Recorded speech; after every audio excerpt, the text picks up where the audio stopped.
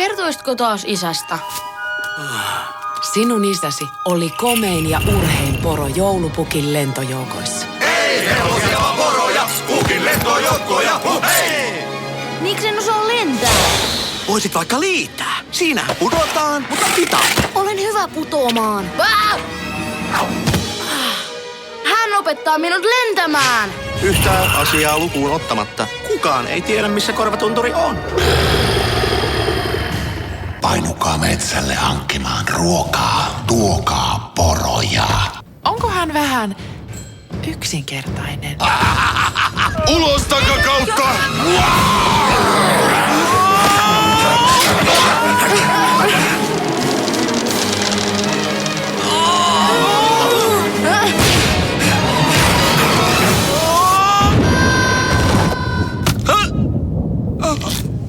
Niko on minun perheeni nyt.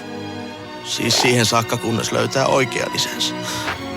Pojat, olkaa hyvä. Paikka, jossa unelmat käyvät toteen. Niko, lentäjän poika. Uskomatonta, että selvittiin tuosta ilman naarmun naarmua. Au!